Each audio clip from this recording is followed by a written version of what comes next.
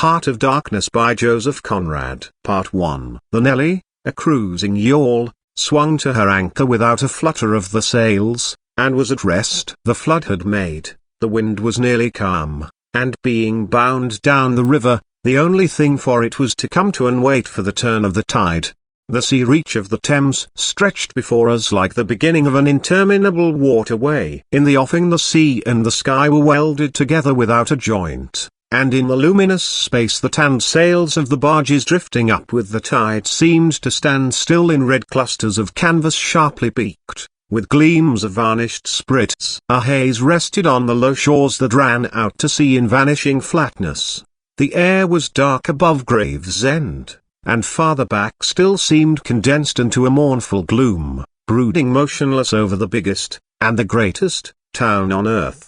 The director of companies was our captain and a host. We four affectionately watched his back as he stood in the bows looking to seaward. On the whole river there was nothing that looked half so nautical. He resembled a pilot, which to a seaman is trustworthiness personified. It was difficult to realize his work was not out there in the luminous estuary, but behind him, within the brooding gloom. Between us there was, as I have already said somewhere, the bond of the sea. Besides holding our hearts together through long periods of separation, it had the effect of making us tolerant of each other's yarns, and even convictions. The lawyer, the best of old fellows, had, because of his many years and many virtues, the only cushion on deck, and was lying on the only rug.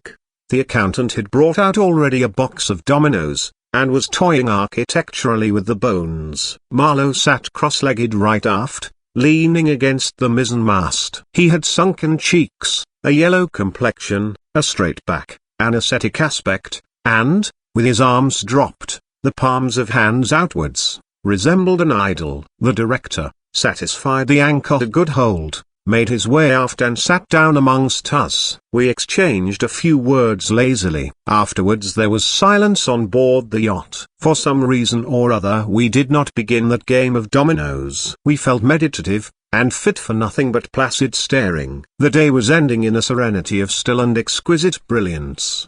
The water shone pacifically, the sky, without a speck, was a benign immensity of unstained light. The very mist on the Essex marsh was like a gauzy and radiant fabric, hung from the wooded rises inland, and draping the low shores in diaphanous folds. Only the gloom to the west, brooding over the upper reaches, became more sombre every minute, as if angered by the approach of the sun. And at last, in its curved and imperceptible fall, the sun sank low, and from glowing white changed to a dull red without rays and without heat, as if about to go out. Suddenly, stricken to death by the touch of that gloom brooding over a crowd of men, forthwith a change came over the waters, and the serenity became a less brilliant but more profound. The old river in its broad reach rested unruffled at the decline of day, after ages of good service done to the race that peopled its banks, spread out in the tranquil dignity of a waterway leading to the uttermost ends of the earth. We looked at the venerable stream not in the vivid flush of a short day that comes and departs forever,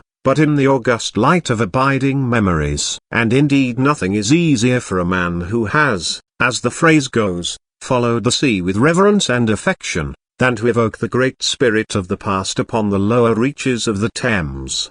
The tidal current runs to and fro in its unceasing service, crowded with memories of men and ships it had borne to the rest of home or to the battles of the sea. It had known and served all the men of whom the nation is proud, from Sir Francis Drake to Sir John Franklin, knights all, titled and untitled, the great knights-errant of the sea. It had borne all the ships whose names are like jewels flashing in the night of time, from the Golden Hind returning with her rotund flanks full of treasure, to be visited by the Queen's Highness and thus pass out of the gigantic tale, to the Erebus and Terror, bound on other conquests, and that never returned. It had known the ships and the men. They had sailed from Deptford, from Greenwich, from Merith, the adventurers and the settlers, kings' ships and the ships of men on change, captains, admirals, the dark interlopers of the Eastern trade, and the commissioned generals of East India fleets. Hunters for gold or pursuers of fame, they all had gone out on that stream,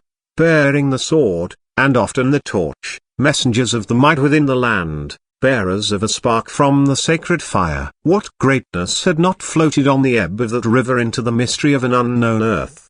The dreams of men, the seed of commonwealths, the germs of empires. The sun set, the dusk fell on the stream, and lights began to appear along the shore.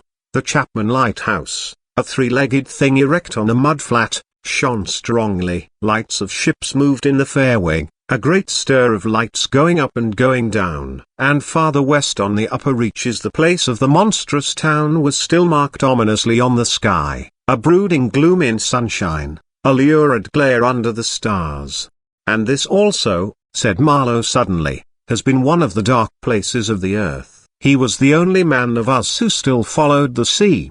The worst that could be said of him was that he did not represent his class. He was a seaman, but he was a wanderer, too, while most seamen lead, if one may so express it, a sedentary life. Their minds are of the stay-at-home order, and their home is always with them, the ship, and so is their country, the sea. One ship is very much like another, and the sea is always the same. In the immutability of their surroundings, the foreign shores, the foreign faces, the changing immensity of life, glide past, veiled not by a sense of mystery but by a slightly disdainful ignorance, for there is nothing mysterious to a seaman unless it be the sea itself, which is the mistress of his existence and as inscrutable as destiny. For the rest, after his hours of work, a casual stroll or a casual spree on shore suffices to unfold for him the secret of a whole continent, and generally he finds the secret not worth knowing. The yarns of seamen have a direct simplicity, the whole meaning of which lies within the shell of a cracked nut. But Marlow was not typical, if his propensity to spin yarns be accepted, and to him the meaning of an episode was not inside like a kernel but outside, enveloping the tale which brought it out only as a glow brings out a haze, in the likeness of one of these misty halos that sometimes are made visible by the spectral illumination of moonshine. His remark did not seem at all surprising. It was just like Marlow. It was accepted in silence. No one took the trouble to grunt even, and presently he said, very slow, I was thinking of very old times, when the Romans first came here, 1900 years ago, the other day. Light came out of this river since. You say nights? Yes, but it is like a running blaze on a plain, like a flash of lightning in the clouds. We live in the flicker. May it last as long as the old earth keeps rolling. But darkness was here yesterday. Imagine the feelings of a commander of a fine, what do ye call trireme in the Mediterranean, ordered suddenly to the north, run overland across the Gauls in a hurry, put in charge of one of these craft the legionaries, a wonderful lot of handy men they must have been, too, used to build, apparently by the hundred, in a month or two. If we may believe what we read. Imagine him here. The very end of the world, a sea the color of lead, a sky the color of smoke, a kind of ship about as rigid as a concertina, and going up this river with stores, or orders, or what you like. Sandbanks, marshes, forests, savages, precious little to eat fit for a civilized man, nothing but Thames water to drink. No Falernian wine here. No going ashore. Here and there a military camp lost in a wilderness, like a needle in a bundle of hay. Cold, fog, tempests, disease, exile, and death. Death skulking in the air, in the water, in the bush. They must have been dying like flies here. Oh, yes, he did it. Did it very well, too, no doubt, and without thinking much about it either. Except afterwards to brag of what he had gone through in his time. Perhaps they were men enough to face the darkness. And perhaps he was cheered by keeping his eye on a chance of promotion to the fleet at Ravenna by and by, if he had good friends in Rome and survived the awful climate. Or think of a decent young citizen in a toga, perhaps too much dice, you know, coming out here in the train of some prefect, or tax gatherer, or trader even, to mend his fortunes. Land in a swamp, march through the woods, and in some inland post feel the savagery, the utter savagery, had closed round him, all that mysterious life of the wilderness that stirs in the forest, in the jungles, in the hearts of wild men. There's no initiation either into such mysteries. He has to live in the midst of the incomprehensible, which is also detestable. And it has a fascination, too, that goes to work upon him. The fascination of the abomination, you know. Imagine the growing regrets, the longing to escape, the powerless disgust, the surrender, the hate. He paused. Mind, he began again, lifting one arm from the elbow, the palm of the hand outwards, so that, with his legs folded before him, he had the pose of a Buddha preaching in European clothes and without a lotus flower. Mind, none of us would feel exactly like this. What saves us is efficiency, the devotion to efficiency. But these chaps were not much account, really. They were no colonists. Their administration was merely a squeeze, and nothing more, I suspect. They were conquerors, and for that you want only brute force, nothing to boast of, when you have it, since your strength is just an accident arising from the weakness of others. They grabbed what they could get for the sake of what was to be got. It was just robbery with violence, aggravated murder on a great scale, and men going at it blind, as is very proper for those who tackle a darkness. The conquest of the earth, which mostly means the taking it away from those who have a different complexion or slightly flatter noses than ourselves, is not a pretty thing when you look into it too much. What redeems it is the idea only. An idea at the back of it, not a sentimental pretense but an idea, and an unselfish belief in the idea, something you can set up, and bow down before, and offer a sacrifice to. He broke off. Flames glided in the river, small green flames, red flames, white flames, pursuing, overtaking, joining, crossing each other, then separating slowly or hastily. The traffic of the great city went on in the deepening night upon the sleepless river. We looked on, waiting patiently. There was nothing else to do till the end of the flood, but it was only after a long silence, when he said, in a hesitating voice, "I suppose you fellows remember I did once turn freshwater sailor for a bit, that we knew we were fated, before the air began to run, to hear about one of Marlow's inconclusive experiences. I don't want to bother you much with what happened to me personally," he began, showing in this remark the weakness of many tellers of tales who seem so often unaware of what their audience would like best to hear. "Yet to understand the effect of it on me you ought to know how I got out there. What I saw, how I went up that river to the place where I first met the poor chap. It was the farthest point of navigation and the culminating point of my experience. It seemed somehow to throw a kind of light on everything about me, and into my thoughts. It was somber enough, too, and pitiful, not extraordinary in any way, not very clear either. No, not very clear. And yet it seemed to throw a kind of light. I had then, as you remember, just returned to London after a lot of Indian Ocean, Pacific, China seas, a regular dose of the East, 6 years or so, and I was loafing about, hindering you fellows in your work and invading your homes, just as though I had got a heavenly mission to civilize you. It was very fine for a time, but after a bit I did get tired of resting. Then I began to look for a ship. I should think the hardest work on earth. But the ships wouldn't even look at me. And I got tired of that game, too. Now when I was a little chap I had a passion for maps. I would look for hours at South America, or Africa, or Australia, and lose myself in all the glories of exploration. At that time there were many blank spaces on the earth, and when I saw one that looked particularly inviting on a map, but they all look that, I would put my finger on it and say, when I grow up I will go there. The North Pole was one of these places, I remember. Well, I haven't been there yet, and shall not try now. The glamour's off. Other places were scattered about the hemispheres. I have been in some of them, and, well, we won't talk about that. But there was one yet, the biggest, the most blank, so to speak, that I had a hankering after. True. By this time it was not a blank space anymore. It had got filled since my boyhood with rivers and lakes and names. It had ceased to be a blank space of delightful mystery, a white patch for a boy to dream gloriously over. It had become a place of darkness. But there was in it one river especially, a mighty big river, that you could see on the map, resembling an immense snake uncoiled, with its head in the sea, its body at rest curving afar over a vast country, and its tail lost in the depths of the land. And as I looked at the map of it in a shop window, it fascinated me as a snake would a bird, a silly little bird. Then I remembered there was a big concern, a company for trade on that river. Dash it all, I thought to myself, they can't trade without using some kind of craft on that lot of fresh water. Steamboats. Why shouldn't I try to get charge of one? I went on along Fleet Street, but could not shake off the idea. The snake had charmed me. You understand, it was a continental concern, that trading society, but I have a lot of relations living on the continent, because it's cheap and not so nasty as it looks, they say.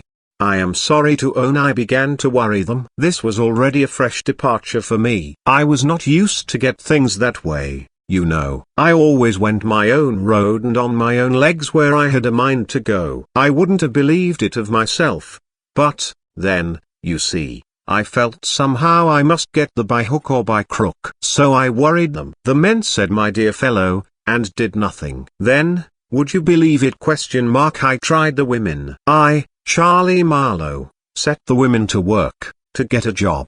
Heavens. Well, you see, the notion drove me. I had an aunt, a dear enthusiastic soul. She wrote, "It will be delightful. I am ready to do anything for you. It is a glorious idea." I know the wife of a very high personage in the administration, and also a man who has lots of influence with, etc. She was determined to make no end of fuss to get me appointed skipper of a river steamboat, if such was my fancy. I got my appointment, of course. And I got it very quick. It appears the company had received news that one of their captains had been killed in a scuffle with the natives. This was my chance, and it made me the more anxious to go. It was only months and months afterwards, when I made the attempt to recover what was left of the body, that I heard the original quarrel arose from a misunderstanding about some hens. Yes, 2 black hens. Fresleven, that was the fellow's name, a Dane, thought himself wronged somehow in the bargain,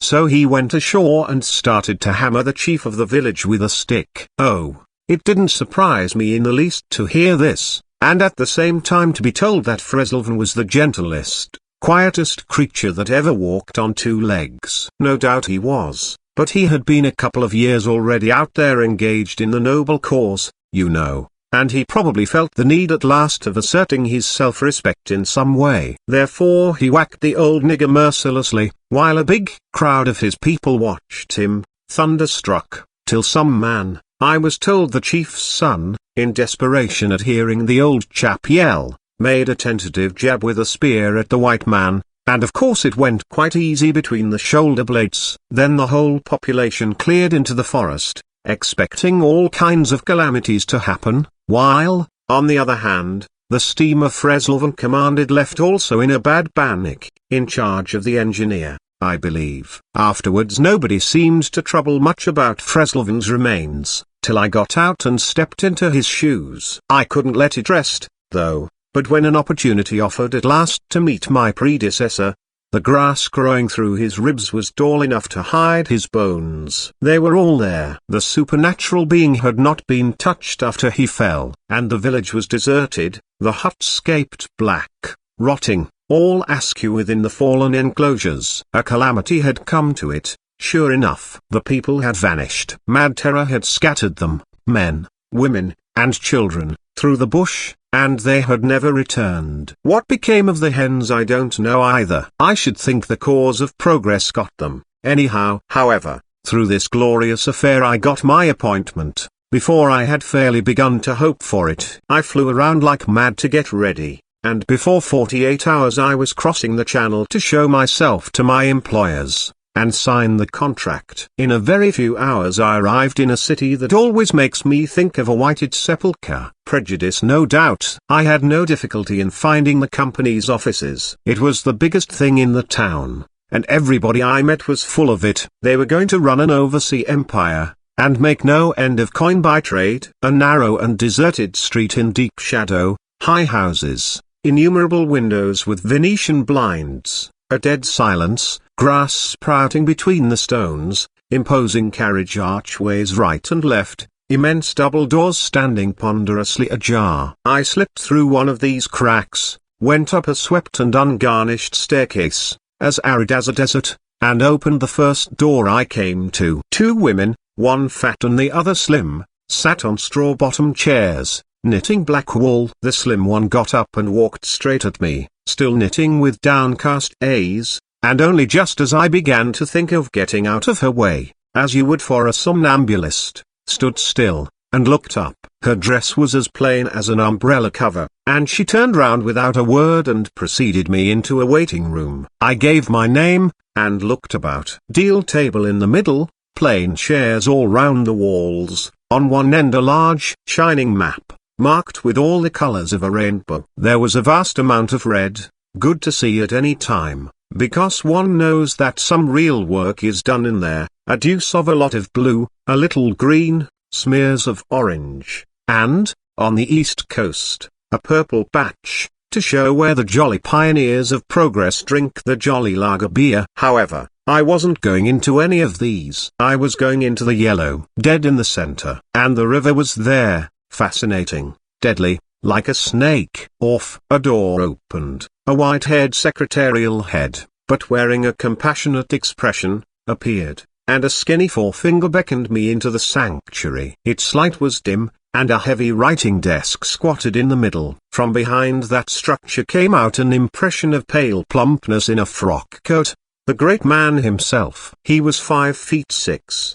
I should judge, and had his grip on the handle end of ever so many millions. He shook hands, I fancy, murmured vaguely, was satisfied with my French. Bon voyage. In about 45 seconds I found myself again in the waiting room with the compassionate secretary, who, full of desolation and sympathy, made me sign some document. I believe I undertook amongst other things not to disclose any trade secrets. Well, I am not going to. I began to feel slightly uneasy. You know, I am not used to such ceremonies, and there was something ominous in the atmosphere. It was just as though I had been let into some conspiracy, I don't know, something not quite right, and I was glad to get out. In the outroom the two women knitted black wool feverishly. People were arriving, and the younger one was walking back and forth introducing them.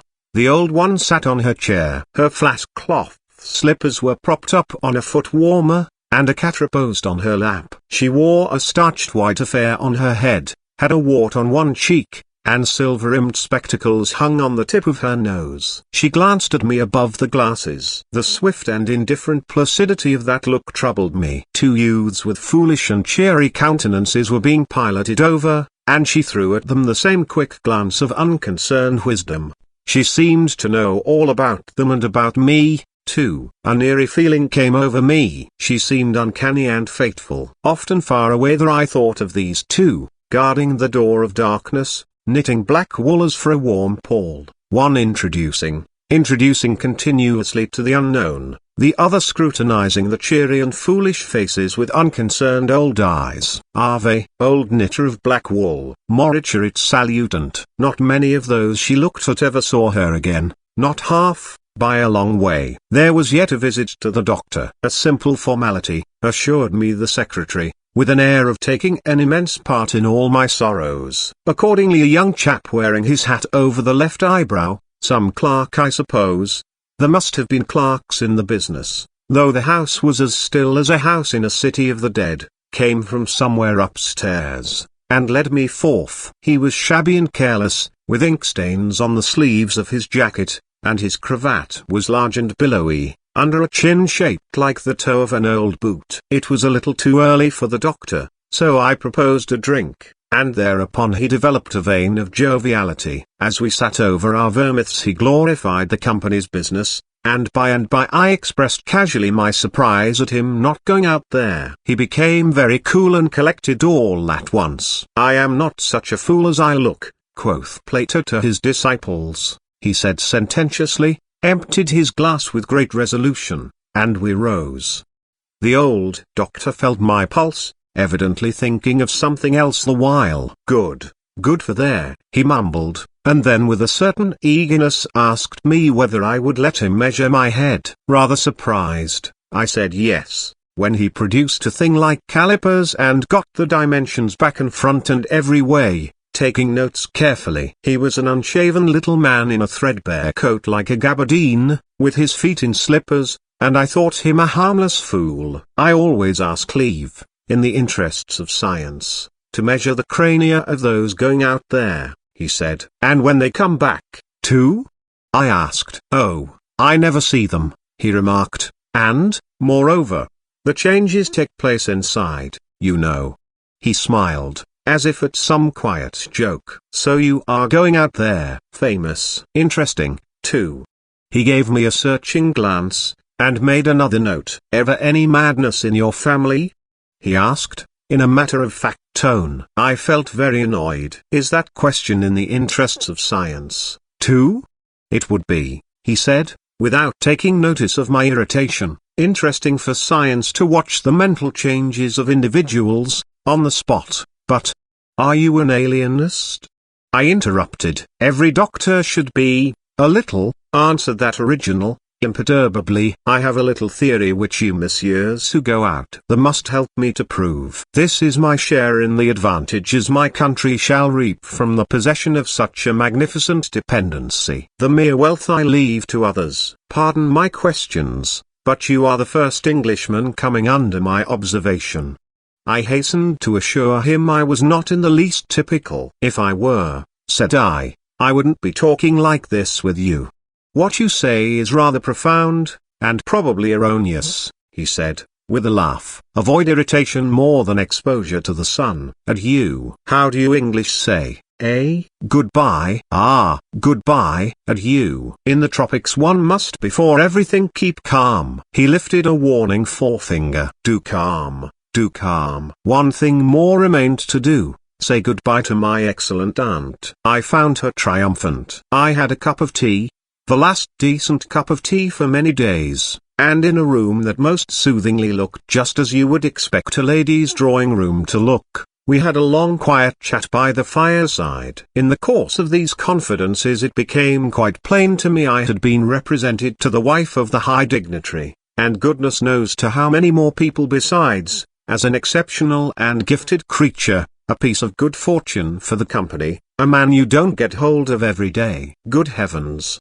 And I was going to take charge of a 2-penny halfpenny river steamboat with a penny whistle attached. It appeared, however, I was also one of the workers, with a capital, you know. Something like an emissary of light, something like a lower sort of apostle. There had been a lot of such rot let loose in print and talk just about that time, and the excellent woman, living right in the rush of all that humbug, got carried off her feet. She talked about winning those ignorant millions from their horrid ways, till, upon my word, she made me quite uncomfortable. I ventured to hint that the company was run for profit. You forget, dear Charlie, that the laborer is worthy of his hire, she said, brightly. It's queer how out of touch with truth women are. They live in a world of their own, and there has never been anything like it, and never can be. It is too beautiful altogether. And if they were to set it up it would go to pieces before the first sunset. Some confounded fact we men have been living contentedly with ever since the day of creation would start up and knock the whole thing over. After this I got embraced,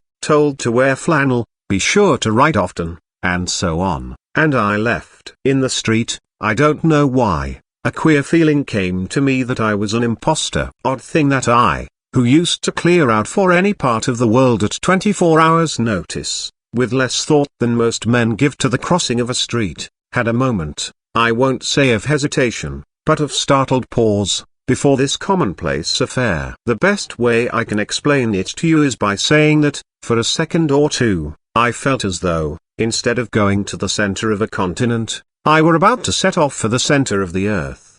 I left in a French steamer, and she called in every blamed port they have out there, for, as far as I could see, the sole purpose of landing soldiers and custom-house officers. I watched the coast. Watching a coast as it slips by the ship is like thinking about an enigma. There it is before you, smiling, frowning, inviting, grand, mean, insipid, or savage, and always mute with an air of whispering, come and find out.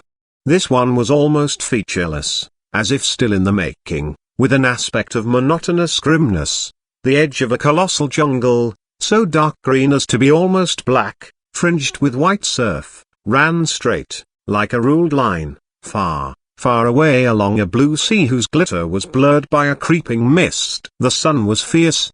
The land seemed to glisten and drip with steam. Here and the greyish-whitish specks showed up clustered inside the white surf, with a flag flying above them, perhaps settlements some centuries old, and still no bigger than pinheads on the untouched expanse of their background. We pounded along, stopped, landed soldiers, went on, landed custom-house clerks to levy toll in what looked like a god-forsaken wilderness, with a tin shed and a flagpole lost in it, landed more soldiers, to take care of the custom-house clerks. Presumably, some, I heard, got drowned in the surf, but whether they did or not, nobody seemed particularly to care. They were just flung out there, and on we went. Every day the coast looked the same, as though we had not moved, but we passed various places, trading places, with names like Gran Bassam, Little Popo, names that seemed to belong to some sordid farce acted in front of a sinister backcloth.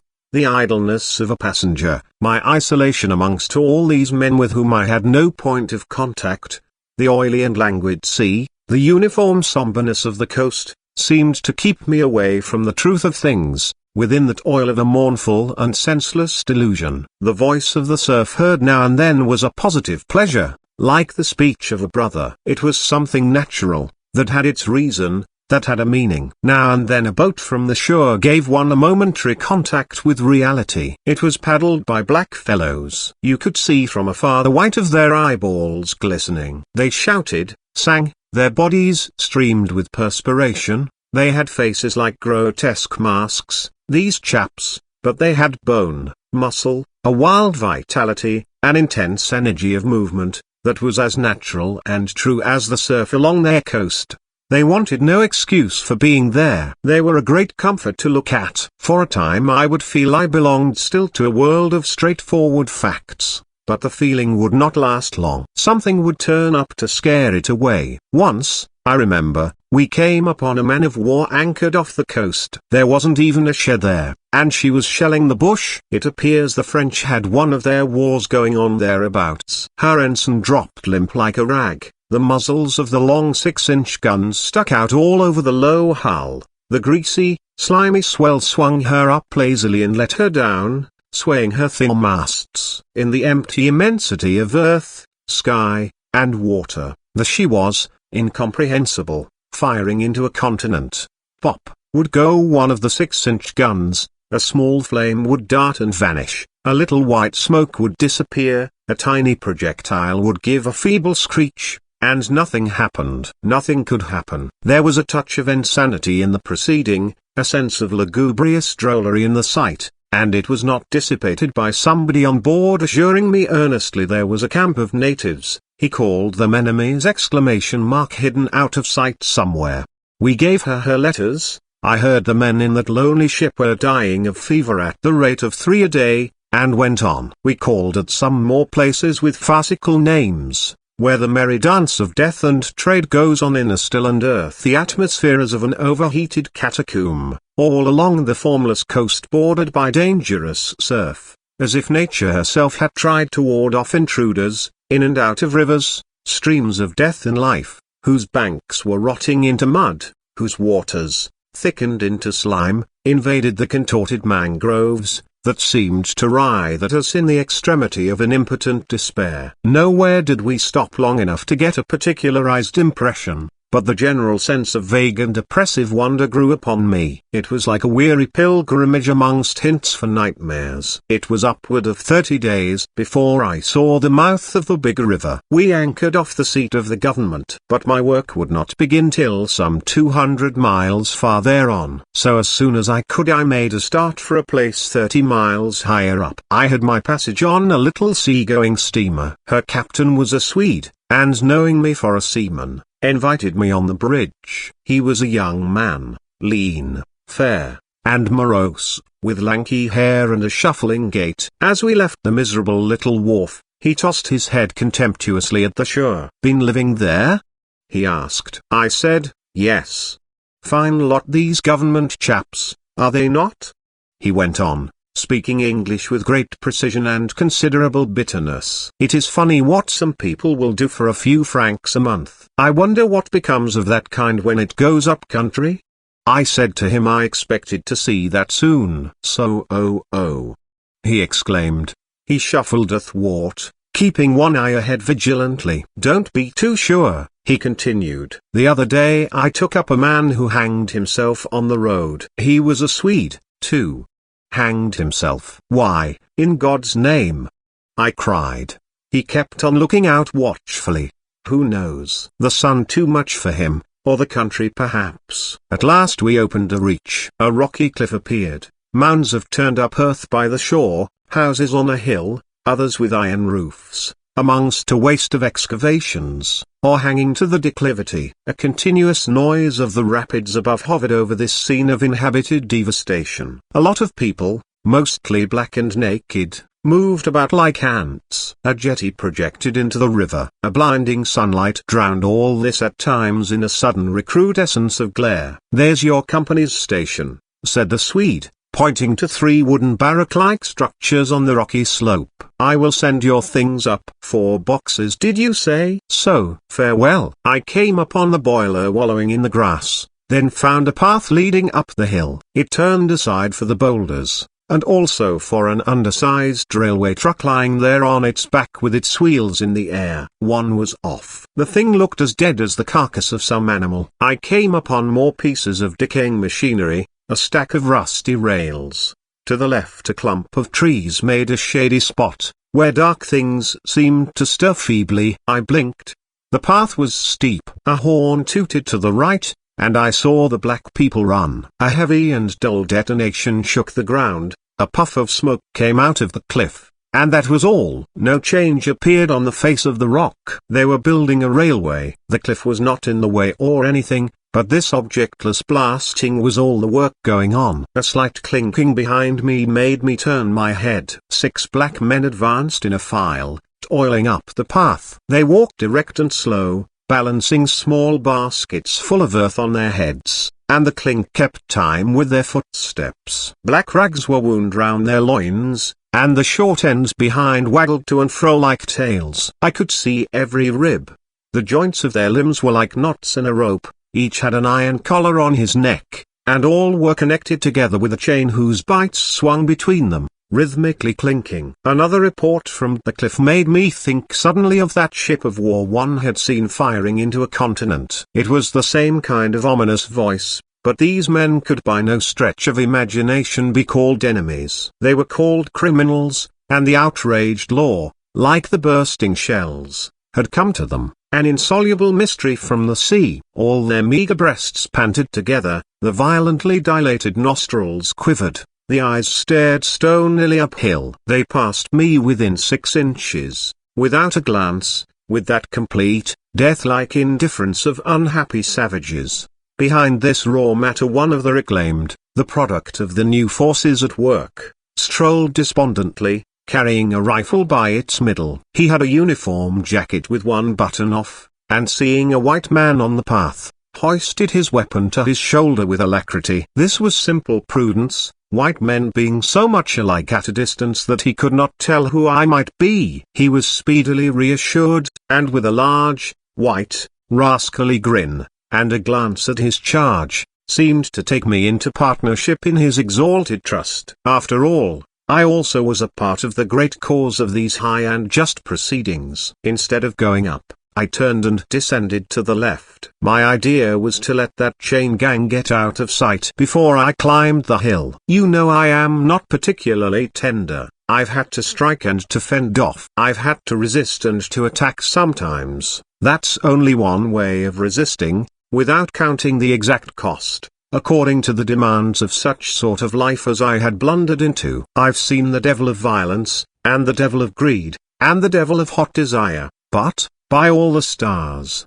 these were strong, lusty, red-eyed devils, that swayed and drove men, I tell you. But as I stood on this hillside, I foresaw that in the blinding sunshine of that land I would become acquainted with the flabby, pretending, weak-eyed devil of a rapacious and pitiless folly. How insidious he could be, too, I was only to find out several months later and 1,000 miles farther. For a moment I stood appalled, as though by a warning. Finally I descended the hill, obliquely, towards the trees I had seen. I avoided a vast artificial hole somebody had been digging on the slope, the purpose of which I found it impossible to divine. It wasn't a quarry or a sandpit, anyhow. It was just a hole. It might have been connected with the philanthropic desire of giving the criminals something to do. I don't know. Then I nearly fell into a very narrow ravine, almost no more than a scar in the hillside. I discovered that a lot of imported drainage pipes for the settlement had been tumbled in there. There wasn't one that was not broken. It was a wanton smash-up. At last I got under the trees. My purpose was to stroll into the shade for a moment, but no sooner within than it seemed to me I had stepped into the gloomy circle of some inferno. The rapids were near, and an uninterrupted, uniform, headlong, rushing noise filled the mournful stillness of the grove, where not a breath stirred, not a leaf moved, with a mysterious sound, as though the tearing pace of the launched earth had suddenly become audible. Black shapes crouched, lay, sat between the trees leaning against the trunks, clinging to the earth, half coming out, half effaced within the dim light, in all the attitudes of pain, abandonment, and despair. Another mine on the cliff went off, followed by a slight shudder of the soil under my feet. The work was going on. The work. And this was the place where some of the helpers had withdrawn to die. They were dying slowly, it was very clear. They were not enemies, they were not criminals, they were nothing earthly now, nothing but black shadows of disease and starvation, lying confusedly in the greenish gloom, brought from all the recesses of the coast in all the legality of time contracts, lost in uncongenial surroundings, fed on unfamiliar food. They sickened, became inefficient, and were then allowed to crawl away and rest. These moribund shapes were free as air, and nearly as thin. I began to distinguish the gleam of the eyes under the trees. Then, glancing down, I saw a face near my hand. The black bones reclined at full length with one shoulder against the tree, and slowly the eyelids rose and the sunken eyes looked up at me, enormous and vacant, a kind of blind, white flicker in the depths of the orbs, which died out slowly. The man seemed young, almost a boy, but with them it's hard to tell. I found nothing else to do but to offer him one of my good Swede's ship's biscuits I had in my pocket. The fingers closed slowly on it and held. There was no other movement and no other glance. He had tied a bit of white worsted round his neck. Why? Where did he get it? Was it a badge, an ornament, a charm, a propitiatory act? Was there any idea at all connected with it? It looked startling round his black neck, this bit of white thread from beyond the seas. Near the same tree two more bundles of acute angles sat with their legs drawn up. One, with his chin propped on his knees,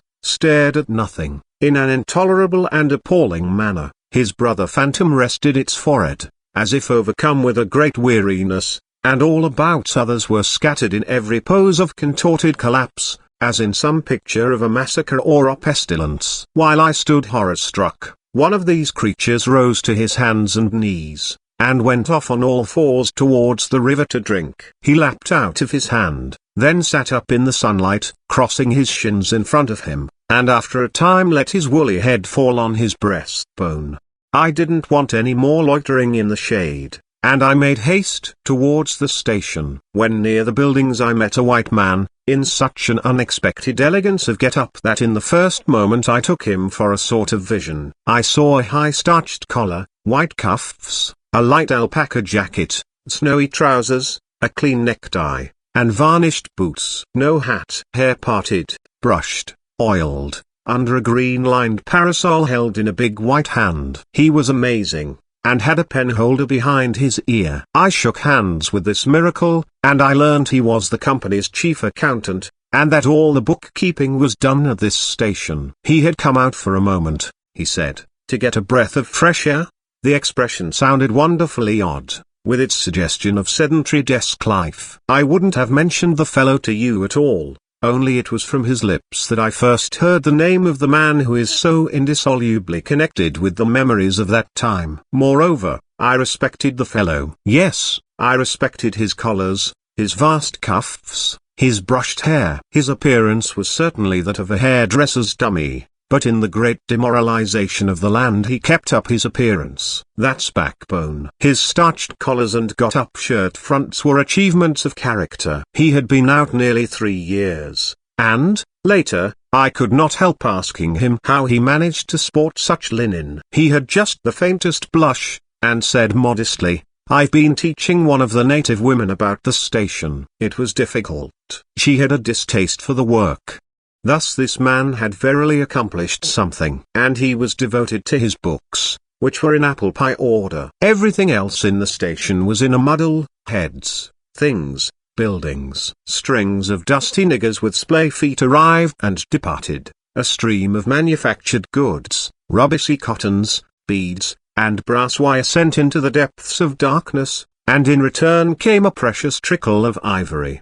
I had to wait in the station for 10 days. An eternity. I lived in a hut in the yard, but to be out of the chaos I would sometimes get into the accountant's office. It was built of horizontal planks, and so badly put together that, as he bent over his high desk, he was barred from neck to heels with narrow strips of sunlight. There was no need to open the big shutter to see. It was hot there, too.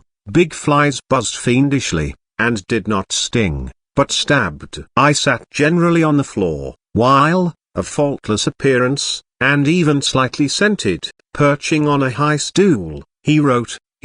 Sometimes he stood up for exercise. When a truckle bed with a sick man, some invalid agent from up country, was put in there, he exhibited a gentle annoyance. "The groans of this sick person," he said, "distract my attention. And without that it is extremely difficult to guard against clerical errors in this climate." One day he remarked, without lifting his head, "In the interior you will no doubt meet Mr. Kurtz." On my asking who Mr. Kurtz was, he said he was a first-class agent, and seeing my disappointment at this information, he added slowly, laying down his pen, "He is a very remarkable person." Further questions elicited from him that Mr. Kurtz was at present in charge of a trading post, a very important one, in the true ivory country. At the very bottom of there sends in as much ivory as all the others put together. He began to write again. The sick man was too ill to groan. The flies buzzed in a great peace. Suddenly there was a growing murmur of voices and a great tramping of feet. A caravan had come in. A violent babble of uncouth sounds burst out on the other side of the planks. All the carriers were speaking together, and in the midst of the uproar the lamentable voice of the chief agent was heard giving it up tearfully for the 20th time that day. He rose slowly. "What a frightful row," he said. He crossed the room gently to look at the sick man, and returning, said to me, "He does not hear." "What, dead?" I asked, startled. "No, not yet," he answered, with great composure. Then, alluding with a toss of the head to the tumult in the station yard, "When one has got to make correct entries, one comes to hate those savages, hate them to the death." He remained thoughtful for a moment. "When you see Mr. Kurtz," he went on, "tell him from me that everything here," he glanced at the deck, "is very satisfactory. I don't like to write to him. With those messengers of ours you never know who may get hold of your letter. At that central station." He stared at me for a moment with his mild, bulging eyes. "Oh, he will go far, very far," he began again. "He will be a somebody in the administration before long. They, above, the council in Europe, you know, mean him to be." He turned to his work. The noise outside had ceased, and presently in going out I stopped at the door. In the steady buzz of flies the homeward-bound agent was lying finished and insensible. The other, bent over his books, was making correct entries of perfectly correct transactions, and 50 feet below the doorstep I could see the still treetops of the Grove of Death.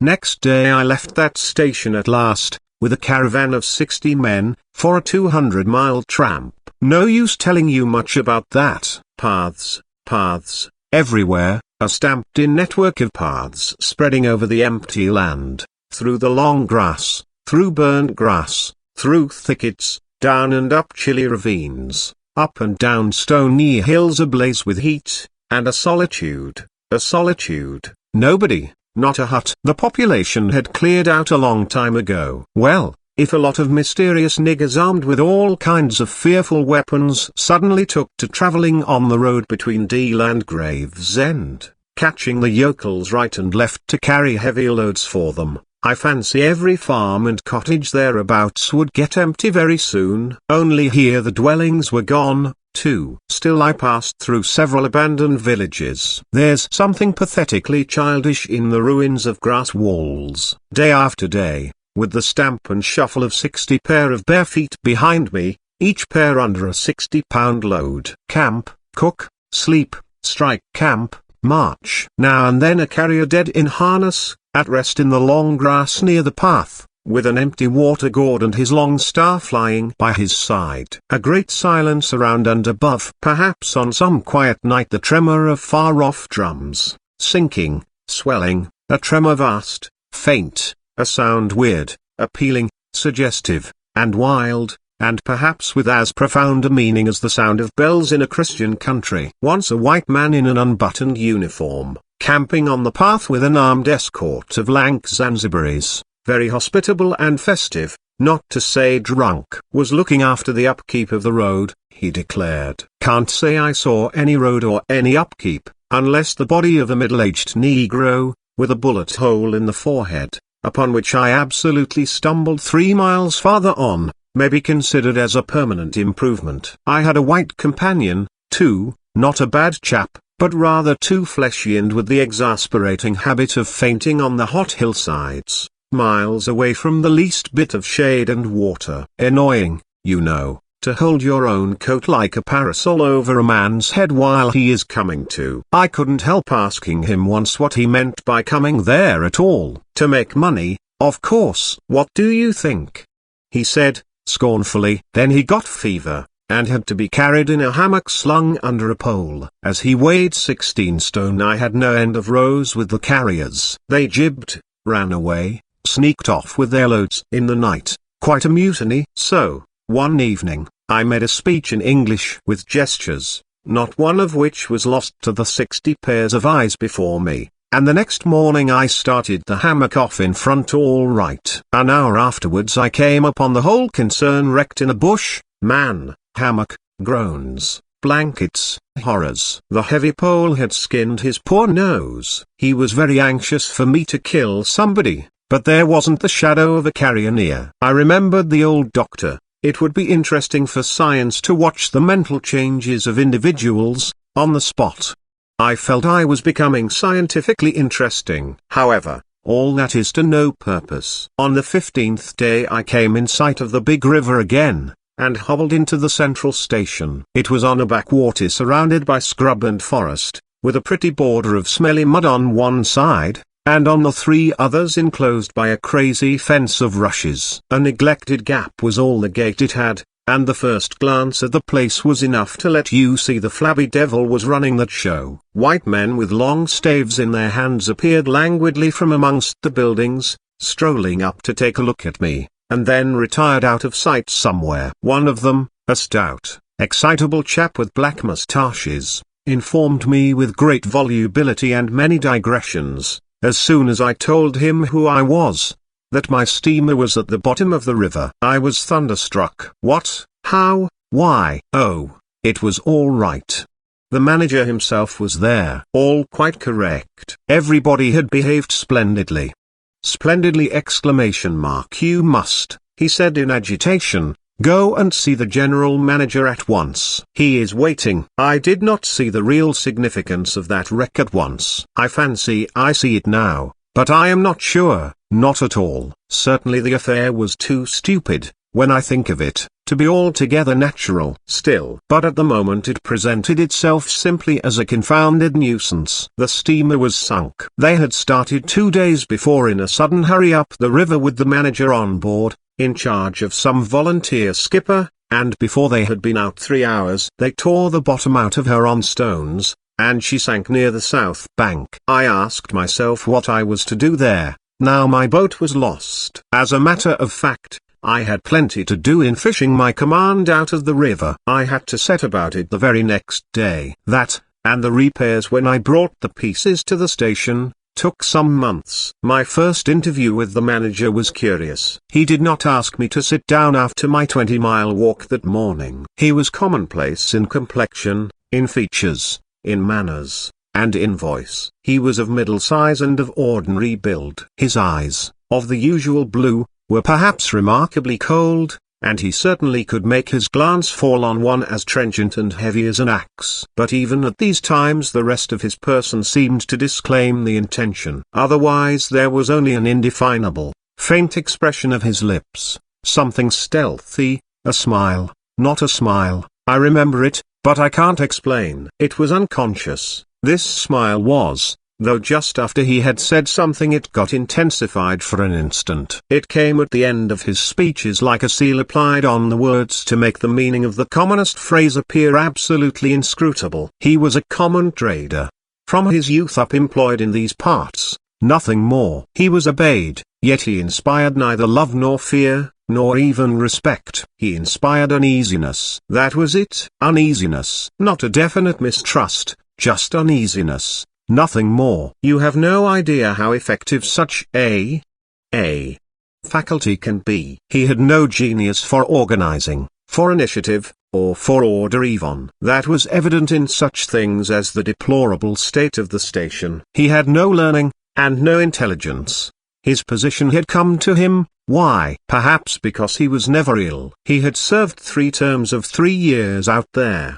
Because triumphant health in the general rout of constitutions is a kind of power in itself. When he went home on leave he rioted on a large scale, pompously, Jacques, with a difference, in externals only. This one could gather from his casual talk. He originated nothing.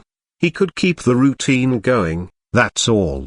But he was great. He was great by this little thing that it was impossible to tell what could control such a man. He never gave that secret away. Perhaps there was nothing within him. Such a suspicion made one pause, for out there were no external checks. Once when various tropical diseases had laid low almost every agent in the station, he was heard to say, "Men who come out here should have no entrails." He sealed the utterance with that smile of his, as though it had been a door opening into a darkness he had in his keeping. You fancied you had seen things, but the seal was on. When annoyed at meal times by the constant quarrels of the white men about precedence, he ordered an immense round table to be made, for which a special house had to be built. This was the station's mess room. Where he sat was the first place. The rest were nowhere. One felt this to be his unalterable conviction. He was neither civil nor uncivil. He was quiet. He allowed his boy, an overfed young negro from the coast, to treat the white men, under his very eyes, with provoking insolence. He began to speak as soon as he saw me. I had been very long on the road. He could not wait. Had to start without me. The upriver stations had to be relieved. There had been so many delays already that he did not know who was dead and who was alive, and how they got on, and so on, and so on. He paid no attention to my explanations, and, playing with a stick of sealing wax, repeated several times that the situation was very grave, very grave.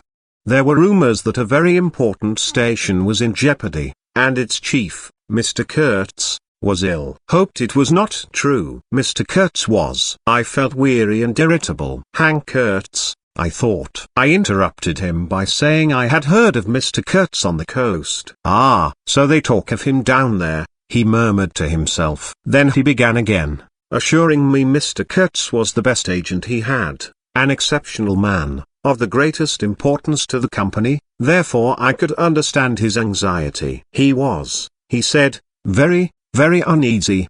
Certainly he fidgeted on his chair a good deal, exclaimed, "Ah, Mr. Kurtz," broke the stick of sealing wax and seemed dumbfounded by the accident. Next thing he wanted to know how long it would take to. I interrupted him again, being hungry, you know, and kept on my feet too. I was getting savage. How can I tell? I said. I haven't even seen the wreck yet. Some months, no doubt. All this talk seemed to me so futile. Some months, he said. Well, let us say 3 months before we can make a start. Yes, that ought to do the affair. I flung out of his hut. He lived all alone in a clay hut with a sort of veranda, muttering to myself my opinion of him. He was a chattering idiot. Afterwards I took it back when it was borne in upon me startlingly with what extreme nicety he had estimated the time requisite for the affair. I went to work the next day, turning, so to speak, my back on that station. In that way only it seemed to me I could keep my hold on the redeeming facts of life. Still, one must look about sometimes, and then I saw this station, these men strolling aimlessly about in the sunshine of the yard. I asked myself sometimes what it all meant. They wandered here and there with their absurd long staves in their hands, like a lot of faithless pilgrims bewitched inside a rotten fence. The word ivory rang in the air, was whispered, was sighed. You would think they were praying to it. A taint of imbecile rapacity blew through it all, like a whiff from some corpse. By Jove, I've never seen anything so unreal in my life. And outside, the silent wilderness surrounding this cleared speck on the earth struck me as something great and invincible, like evil or truth, waiting patiently for the passing away of this fantastic invasion.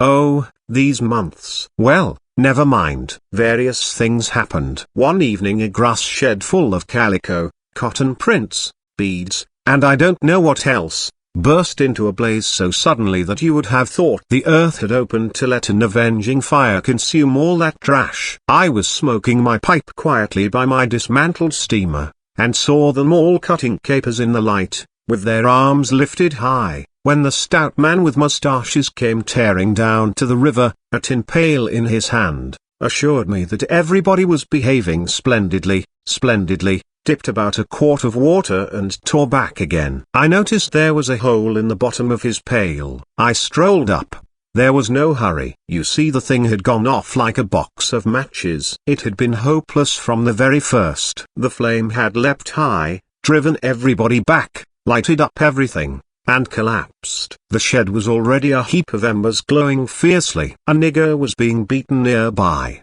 They said he had caused the fire in some way. Be that as it may, he was screeching most horribly. I saw him, later, for several days, sitting in a bit of shade looking very sick and trying to recover himself. Afterwards he arose and went out, and the wilderness without a sound took him into its bosom again. As I approached the glow from the dark I found myself at the back of 2 men, talking. I heard the name of Kurtz pronounced, then the words, "Take advantage of this unfortunate accident." One of the men was the manager. I wished him a good evening. "Did you ever see anything like it, eh? It is incredible," he said, and walked off. The other man remained. He was a first-class agent, young, gentlemanly, a bit reserved, with a forked little beard and a hooked nose. He was standoffish with the other agents, and they on their side said he was the manager's spy upon them. As to me, I had hardly ever spoken to him before. We got into talk, and by we strolled away from the hissing ruins. Then he asked me to his room, which was in the main building of the station. He struck a match, and I perceived that this young aristocrat had not only a silver-mounted dressing case but also a whole candle all to himself. Just at that time the manager was the only man supposed to have any right to candles. Native mats covered the clay walls, a collection of spears, assegais, shields, knives was hung up in trophies. The business entrusted to this fellow was the making of bricks, so I had been informed.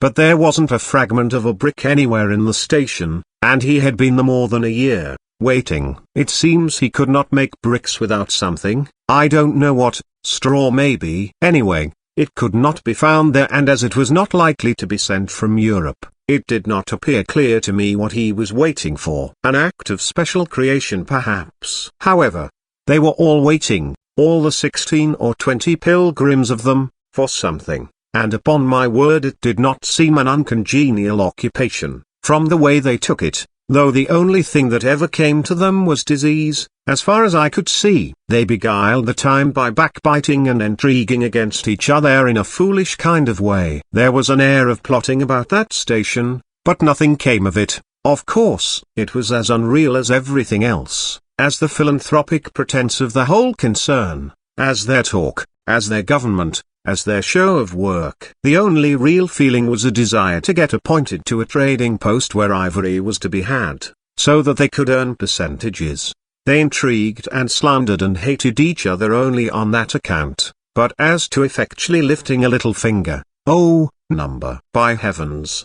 There is something after all in the world allowing one man to steal a horse while another must not look at a halter. Steal a horse straight out. Very well. He has done it. Perhaps he can ride. But there is a way of looking at a halter that would provoke the most charitable of saints into a kick. I had no idea why he wanted to be sociable, but as we chatted in there it suddenly occurred to me the fellow was trying to get at something, in fact, pumping me. He alluded constantly to Europe, to the people I was supposed to know there, putting leading questions as to my acquaintances in the sepulchral city, and so on. His little eyes glittered like mica discs, with curiosity, though he tried to keep up a bit of superciliousness. At first I was astonished, but very soon I became awfully curious to see what he would find out from me. I couldn't possibly imagine what I had in me to make it worth his while. It was very pretty to see how he baffled himself, for in truth my body was full only of chills,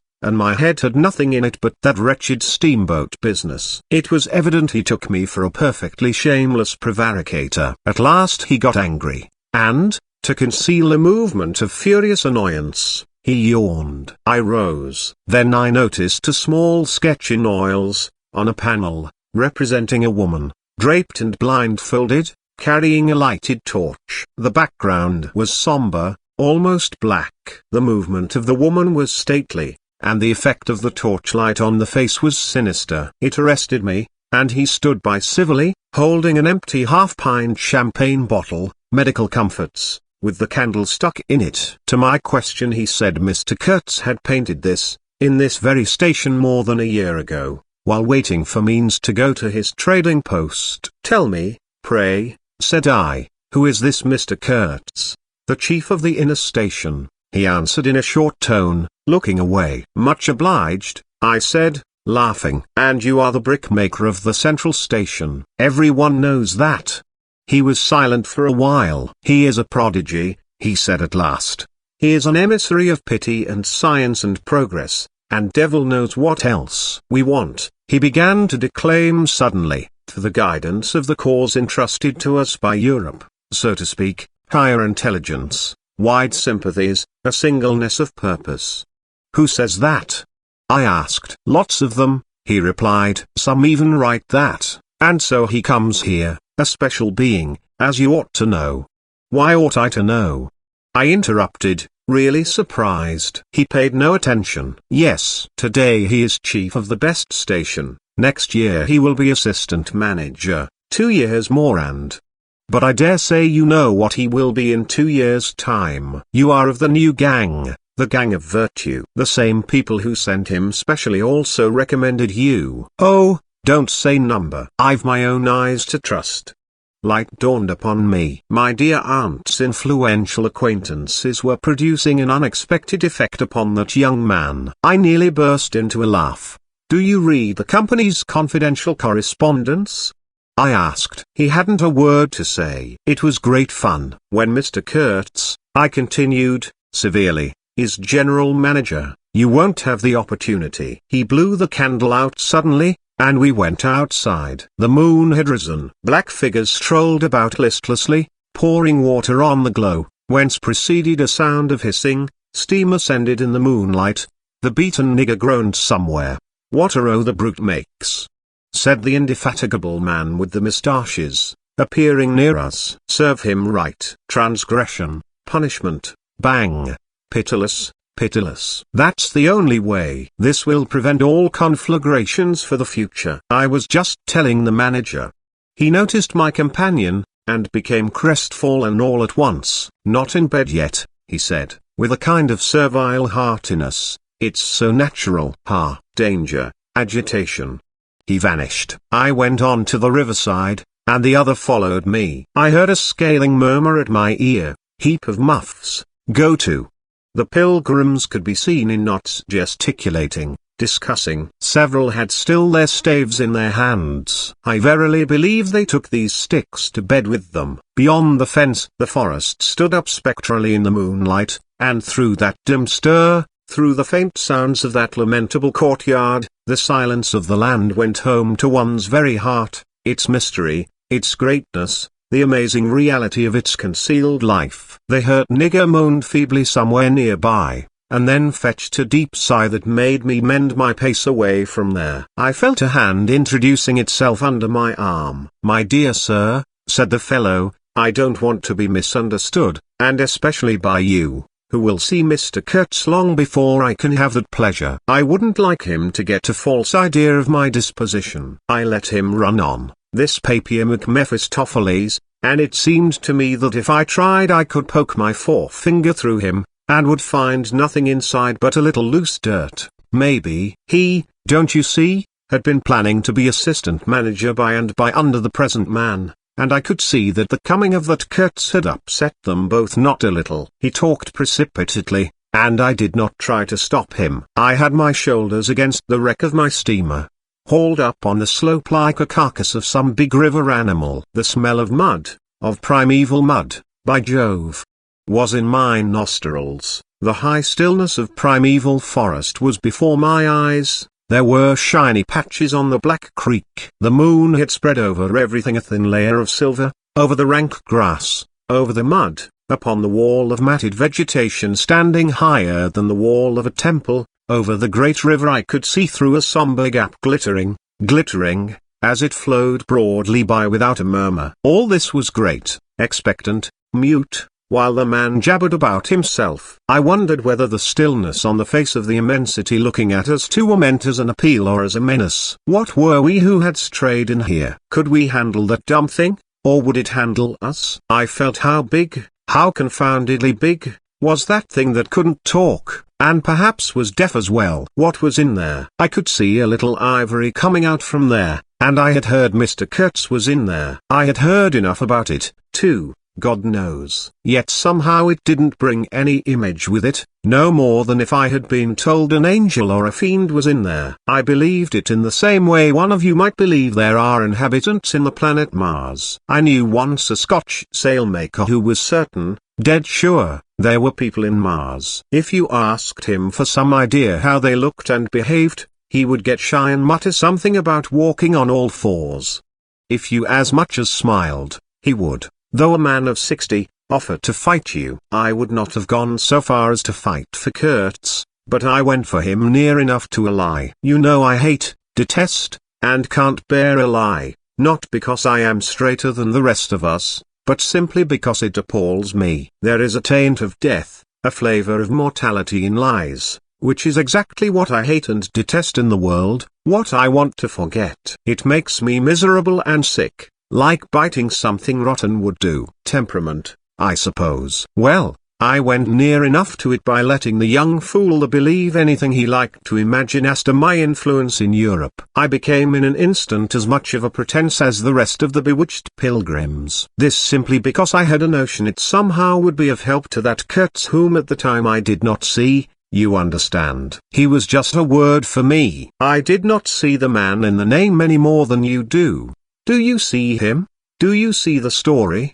Do you see anything? It seems to me I am trying to tell you a dream, making a vain attempt, because no relation of a dream can convey the dream sensation, that commingling of absurdity, surprise, and bewilderment in a tremor of struggling revolt, that notion of being captured by the incredible which is of the very essence of dreams. He was silent for a while. No, it is impossible. It is impossible to convey the life sensation of any given epoch of one's existence, that which makes its truth, its meaning, its subtle and penetrating essence. It is impossible. We live, as we dream, alone. He paused again as if reflecting, then added, of course in this you fellows see more than I could then. You see me, whom you know. It had become so pitch dark that we listeners could hardly see one another. For a long time already he, sitting apart, had been no more to us than a voice. There was not a word from anybody. The others might have been asleep, but I was awake. I listened on the watch for the sentence, for the word that would give me the clue to the faint uneasiness inspired by this narrative that seemed to shape itself without human lips in the heavy night air of the river. Yes, I let him run on. Marlow began again, and think what he pleased about the powers that were behind me. I did, and there was nothing behind me. There was nothing but that wretched, old, mangled steamboat I was leaning against, while he talked fluently about the necessity for every man to get on. And when one comes out here, you conceive, it is not to gaze at the moon. Mr. Kurtz was a universal genius, but even a genius would find it easier to work with adequate tools, intelligent men. He did not make bricks. Why? There was a physical impossibility in the way, as I was well aware, and if he did secretarial work for the manager, it was because no sensible man rejects wantonly the confidence of his superiors.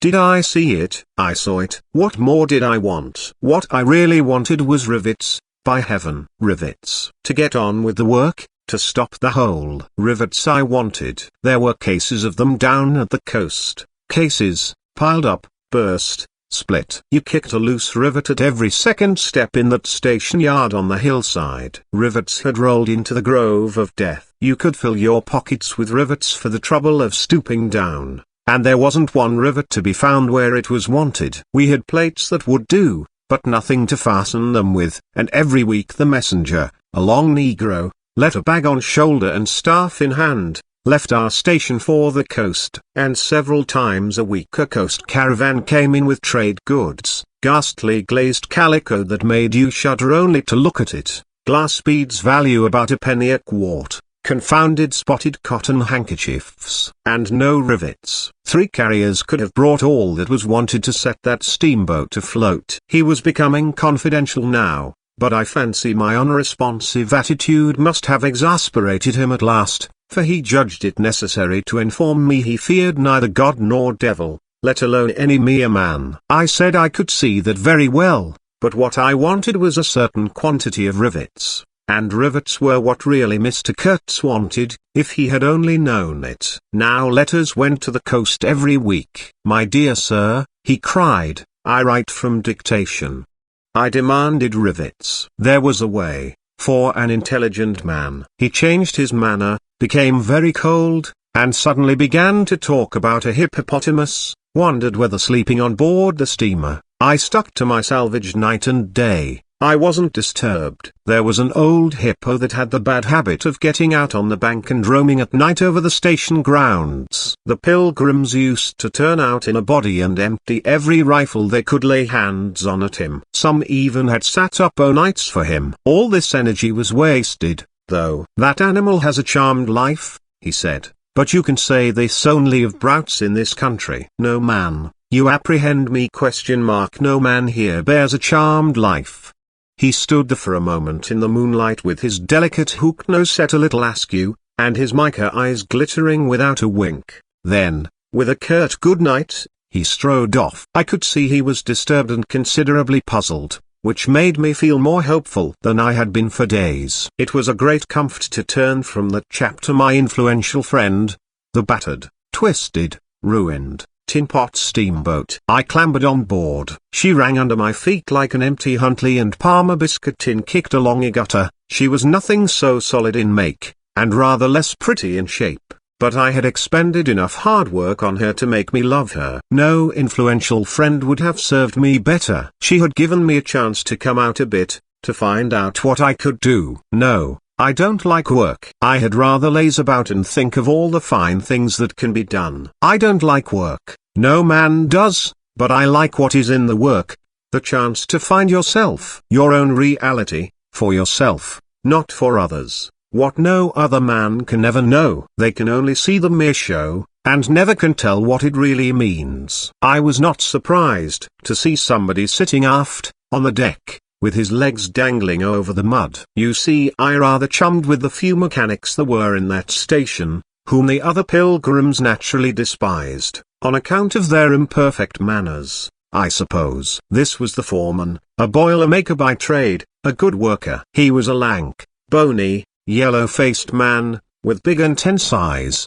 His aspect was worried, and his head was as bald as the palm of my hand, but his hair in falling seemed to have stuck to his chin, and he had prospered in the new locality, for his beard hung down to his waist. He was a widower with 6 young children. He had left them in charge of a sister of his to come out there, and the passion of his life was pigeon flying. He was an enthusiast and a connoisseur. He would rave about pigeons. After work hours he used sometimes to come over from his hut for a talk about his children and his pigeons. At work, when he had to crawl in the mud under the bottom of the steamboat, he would tie up that beard of his in a kind of white serviette he brought for the purpose. It had loops to go over his ears. In the evening he could be seen squatted on the bank rinsing that wrapper in the creek with great care, then spreading it solemnly on a bush to dry. I slapped him on the back and shouted, "We shall have rivets." He scrambled to his feet exclaiming, "No, rivets," as though he couldn't believe his ears. Then in a low voice, "You, eh?"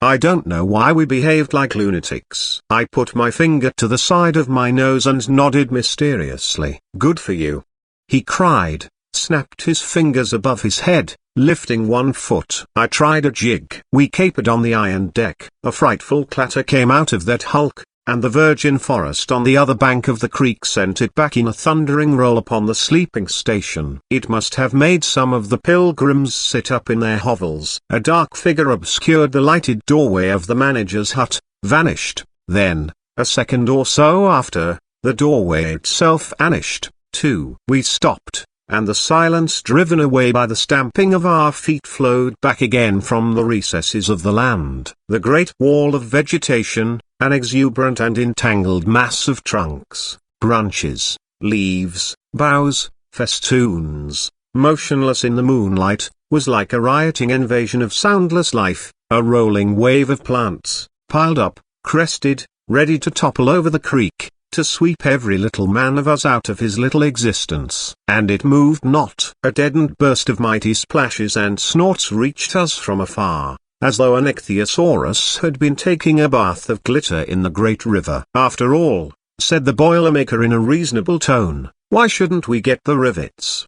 "Why not, indeed?" I did not know of any reason why we shouldn't. "They'll come in 3 weeks," I said confidently. But they didn't. Instead of rivets there came an invasion, an infliction, a visitation. It came in sections during the next 3 weeks. Each section headed by a donkey carrying a white man in new clothes and tan shoes, bowing from that elevation right and left to the impressed pilgrims. A quarrelsome band of foots or sulky niggers trod on the heels of the donkey. A lot of tents, camp stools, tin boxes, white cases, brown bales would be shot down in the courtyard, and the air of mystery would deepen a little over the muddle of the station. 5 such installments came, with their absurd air of disorderly flight with the loot of innumerable outfit shops and provision stores, that, one would think, they were lugging, after a raid, into the wilderness for equitable division. It was an inextricable mess of things decent in themselves but that human folly made look like the spoils of thieving. This devoted band called itself the El Dorado Exploring Expedition, and I believe they were sworn to secrecy. Their talk,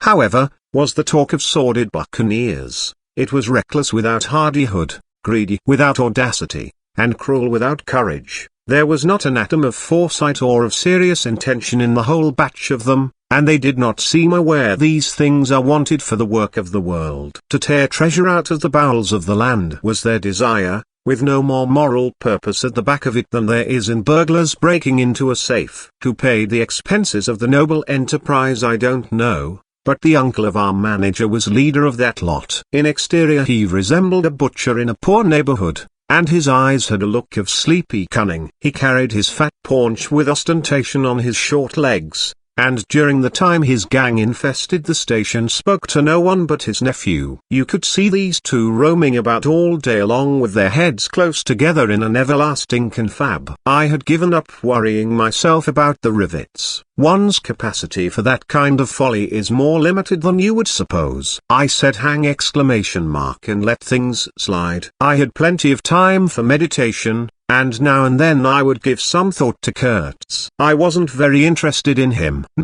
Still, I was curious to see whether this man, who had come out equipped with moral ideas of some sort, would climb to the top after all, and how he would set about his work when there.